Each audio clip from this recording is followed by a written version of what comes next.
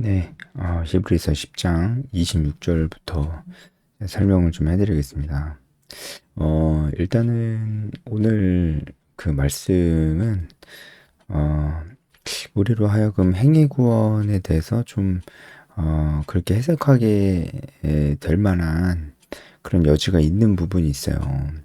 근데 우리가 항상 성경 전체가, 아, 행위 구원을 절대로 지지하지 않고 오직 믿음으로만 구원을 받는다는 것을 말씀하고 있기 때문에 우리가 그 관점으로 봐야 됩니다.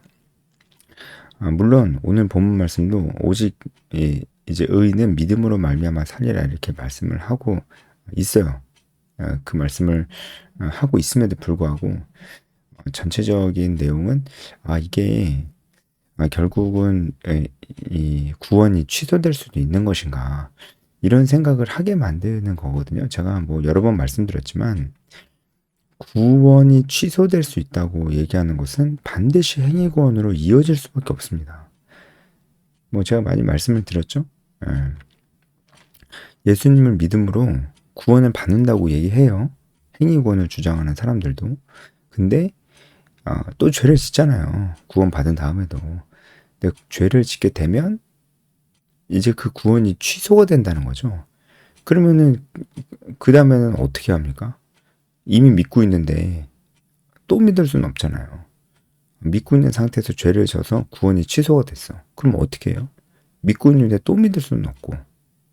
그러니까 결국은 무엇인가를 해야지 되는 거예요. 그래야지 이 구원을 획득할 수 있게 되는 거예요. 여러분 그렇게 만약에 잘 살아서 잘 해서 구원을 획득하게 되면은 그 구원은 은혜인가요? 아닌가요? 은혜가 아니죠. 그죠? 대가죠, 대가. 잘 산 것에 대한 대가지. 은혜가 아니죠. 그래서 반드시 행위구원으로, 행위구원이잖아요. 그쵸? 잘 살아서 그 대가로 구원을 받는다는 것은 행위구원이죠. 이것은 절대로 우리가 용납할 수가 없는, 그러니까 우리가 용납하는 게 아니고 이 성경이 그 부분을 절대로 조금의 여지도 두지 않고 행위구원은 부정이 되는 것입니다. 그래서 그 관점으로 좀 보면 좋을 것 같습니다. 지금 히브리서 기자가 이 편지를 쓸 때 문제가 하나 있는 거죠. 어떤 이슈가 있냐면 배교자들이 생기는 거예요. 유대인들이 같은 유대인이면서 유대교에서 이제 그 기독교로 이제 뭐라고 하죠? 이제 그 개종한 사람들을 회유도 하고 그리고 핍박도 하면서 유대교로 다시 돌아오라고 했던 거죠. 그래서 많은 사람들이 유대교로 돌아갔습니다. 그러니까 그 배교한 사람들을 두고 한마디로 결코 용서받을 수 없다. 이렇게 진술하고 있는 겁니다. 26절부터 보면은 짐짓 죄를 범하면 속죄하는 제사가 없다 그래요. 짐짓이라는 것은 고의로입니다. 고의로 자진해서 이런 뜻입니다. 고의로 죄를 범하면은 다시 구원의 기회가 없다 이렇게 얘기를 하는 겁니다. 그러면은 이 사람들 지금 구원을 받은 사람들 아니냐? 믿음이 있는 사람들. 왜냐면은 이제 그 지금 배교하는 사람들은 결국은 배교하기 전에는 이제 기독교였었다는 거잖아요. 근데 배교를 한 거잖아요. 그러면 그 사람들 믿음이 있었던 사람 아니냐. 근데 지금 이제 구원의 기회가 다시는 없다고 하는 거 보니까 구원이 취소가 된 거 아니냐. 근데 그렇지가 않습니다. 한마디로 결론부터 말씀드리면 지금 이 배교한 사람들은 사실 처음부터 그들이 진정으로 믿음을 가지고 있었는가?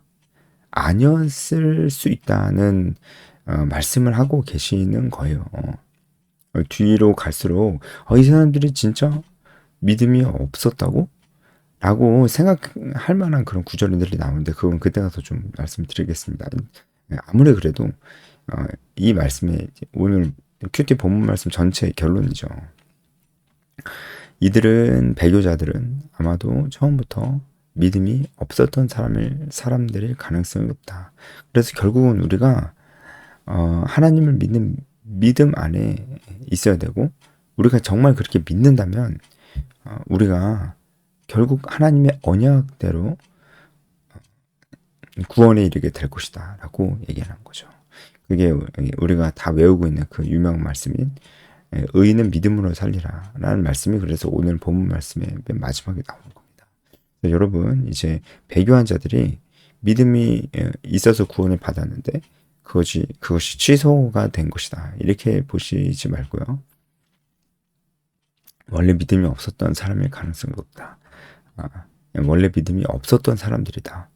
근데 마치 믿음이 있는 것처럼 이제 교회 공동체 안에 있었고 뭐 그랬다. 그런 일들이 근데 여러분 충분히 가능하잖아요. 예. 그러니까 사실은 믿음이 없는데 교회 공동체 안에 그냥 있는 거죠. 뭐 친한 사람이 있으니까 그렇고, 이제 뭐 분위기가 그러니까 이 분위기가 좋으니까 이 교회 공동체 안에 있고 그냥 그런 사람들이 있을 수 있잖아요. 그런 사람들 사실은 믿음이 없는 사람들이다. 그래서 여러분, 우리가 이 구원에 이르는 충분한 간단하지만 아주 분명한 지식을 갖고 그것을 믿고 예수님을 영접하면, 여러분, 저와 여러분은 충분히 우리가 그 구원을 얻을 만한 아주 기본적인 지식들을 가지고 우리가 예수님을 믿는 믿음을 가지고 있는 거기 때문에 우리는 좀 다른 경우라고 볼 수가 있어요. 그래서 여러분, 괜히 이 말씀 묵상하다가 난 내가 믿음이 있는 줄 생각했는데 아닐 수 있을까, 이런 생각 하지 마시고요. 그런 생각 하지 마시고, 여러분 예수님을 주로 고백하고 기본적인 이제 뭐 단적으로 말씀드리자면 사형리에 있는 그 정도 내용들을 여러분 받아들이고 믿는다면 여러분 믿음이 있는 겁니다. 어쨌든 보겠습니다. 이 사람들은 처음부터 믿음이 없었던 사람일 가능성이 높다라고 생각하시면 될 것입니다. 오직 무서운 마음으로 심판을 기다리는 것과 대적하는 자를 태울 맹렬한 불만 있으리라. 그러니까 이렇게 배교한 자들은 결국 지옥에 떨어질 것이다 라고 하는 것이죠. 그러니까 이 사람들은 처음부터 믿음이 없는 사람들일 가능성이 높다. 그 다음에 28절, 모세의 법을 폐한 자도 두세 증인으로 말미암아 불쌍히 여김을 받지 못하고 죽었거든. 그러니까 율법도 이렇게 철저하게 지켜줬는데 그 율법보다 더 위대하신 예수님이 오셔서 우리를 위해서 피를 흘리셨는데, 이제 그런 것들을 예수님의 피를 굉장히 이제 없이 여기는 것이다. 율법도 어기면은 이렇게 그 심판을 받았는데 예수님의 피를 이렇게 우습게 여기는 사람들이 받을 벌은 당연히 더 큰 것이다, 이렇게 말씀하고 계시고, 방금 제가 말씀드렸던 부분을 29절에 조금 더 자세히 얘기하죠.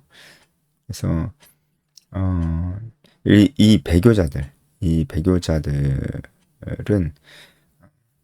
하나님의 아들을 짓밟고 자기를 거룩하게 한 언약의 피를 부정하는 자들입니다.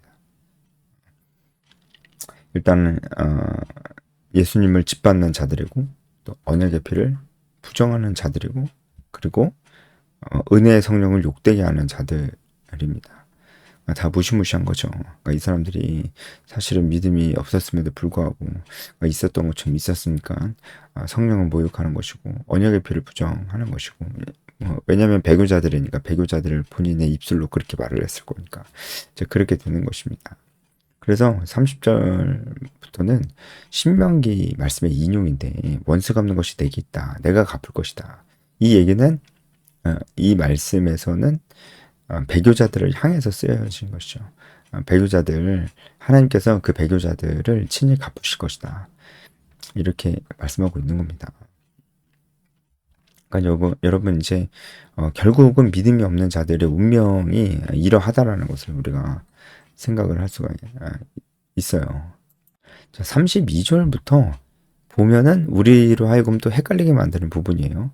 이 사람들이 진짜 처음부터 믿음이 없었던 사람이 맞아? 이렇게 생각이 드는 부분입니다. 전날에 너희가 빚을 받은 후에 고난의 큰 싸움을 견뎌낸 것을 생각하라. 그러니까 이 사람들이 이런 사람들이었어요. 이 배교자들이 처음에는 막 굉장했어요.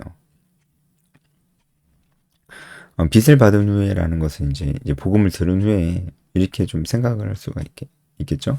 근데 고난이 있었다고 얘기를 합니다. 이 당시에 예수님을 믿는다는 것은 굉장히 정말 그 사회적으로 많은 어려움을 감수해야 되는 그런 것이었습니다. 일단은 그 이제 유대인이 유대교를 버리고 예수님을 믿겠다 이렇게 선포를 하게 되면 그렇게 하게 되면 같은 유대인들이 이 유대인 크리스찬들이죠. 유대인 크리스찬들을 같은 유대인들이 많이 핍박을 했습니다. 근데 사실 유대인들은 다른 종교에는 굉장히 관용적이었거든요. 그런데 이 유대인이었는데 다른 종교로 개종하는 경우는 굉장히 이렇게 잔인하게 이 사회적으로 완전히 매몰시켜 버렸던 것이죠. 그래서 이제 이 유대인 크리스찬인 이 사람들은 같은 동족인 유대인으로부터 이런 많은 어려움을 겪었습니다. 그래서 32절에도 고난의 큰 싸움이라고 나왔고 33절에도 비방과 환난이라고 나오고 구경거리가 됐다고 이렇게 나오잖아요. 굉장히 만만치 않았어요.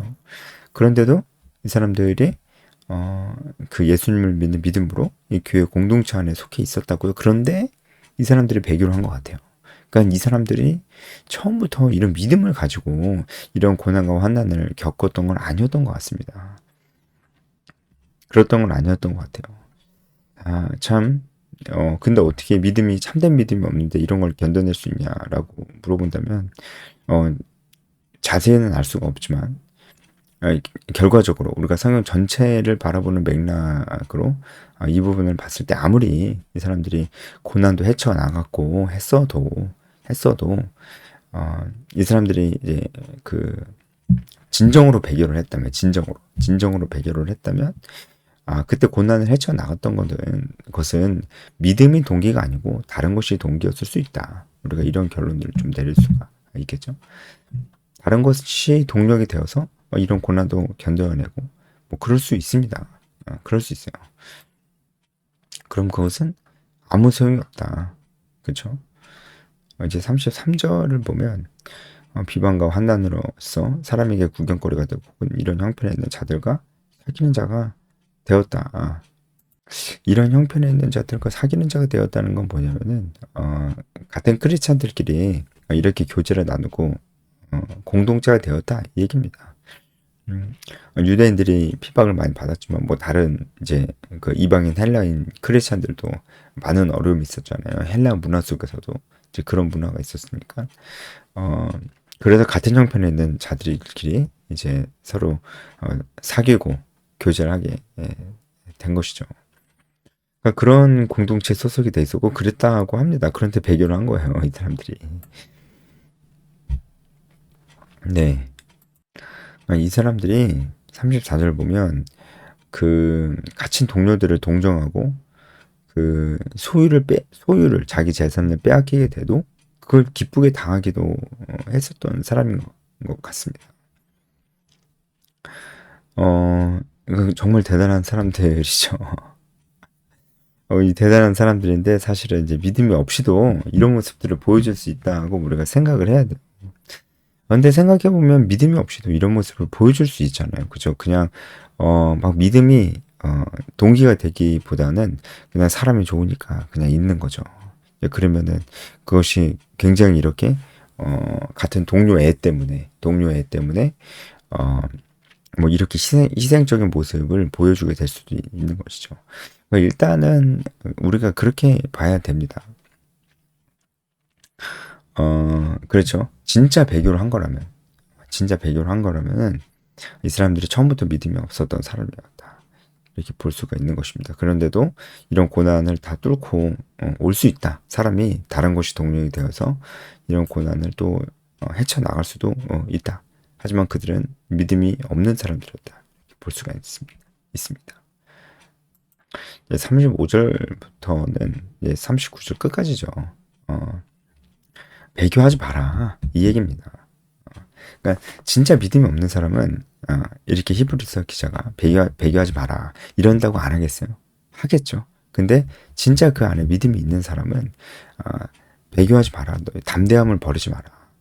이것으로 큰 상을 받는다. 이렇게 얘기했을 때 이제 히브리서 기자의 말을 듣게 되겠죠. 진짜 믿음이 있는 사람은 좀 없는 것처럼 행동하다가도 다시 돌아오겠죠. 진짜 믿음이 있는 사람은. 그런데 돌아오지 않는 사람은 결국 하나님의 심판을 피할 수가 없는 것입니다. 36절에 그 약속하신 것을 받기 위함이다. 그러니까 그래야 우리가 인내해야 약속한 것을 받는다 이 말입니다. 그러니까 결국 약속한 것이란 건 뭐냐면 하늘나라죠. 우리가 죽어서 가는 하늘나라. 그 하늘나라를 받기 위해서 우리의 인내가 필요하다. 이것도 우리 인내가 하늘나라에 가는 조건이 아니고요. 지금 이 땅에서의 삶이 굉장히 너무나 어렵잖아요. 근데 이 땅에서 우리가 이렇게 괴롭고 어렵게 지내는 시간들을 통과해야지 죽을 때까지 우리가 이 땅에 살면서 그 어려움들을 통과해야지 우리가 결국 천국에 가잖아요. 물론 이제 여러분 믿음으로만 가는 것이기 때문에 흔들리고 좀 쓰러진 사람들 중에서도 천국으로 가는 사람들이 많이 있을 겁니다. 하지만 우리는 그걸 정확하게 알 수가 없어요. 우리가 저 보편적인 진리, 그러니까 믿음으로만 구원받는다는 보편적인 진리는 우리가 모든 사람에게 적용이 된다 이렇게 얘기할 수 있지만 그 한 사람 한 사람의 구원의 여부는 우리가 알기가 정말 힘들어요. 지금도 보세요. 이렇게 뭐 고난까지 뚫고 났는데 사실은 믿음이 없는 사람이었잖아요. 뭐 누가 이 사람이 믿음이 없다고 생각하겠어요. 갇힌 동료들한테 가서 위로해주고 자기 소유를 다 뺏기는 것도 감내를 하던 사람이었는데 사실 이 사람이 믿음이 없었다라는 것을 누가 알겠어요. 저라도 모를 것 같은데요. 근데 그건 하나님만 아시는 것이죠. 그리고 자기 자신도 알 수 있습니다. 자기 자신을 계속 돌아봐야 돼요. 담대함을 버리지 않으면 우리가 이제 하늘나라에 하나님 교제하는 이제 그 나라로 하나님의 통치가 있는 그 나라로 갈 수가 있다. 이 얘기를 하고 있는 것입니다. 그래서 이제 마지막에 38절에 의인이 믿음으로 말미암아 살리라 하는 것은 이 말씀이 오히려 이 배교자들은 처음부터 믿음이 없었던 사람이었을 것이다라는 우리 생각은 이게 더 설득력 있죠.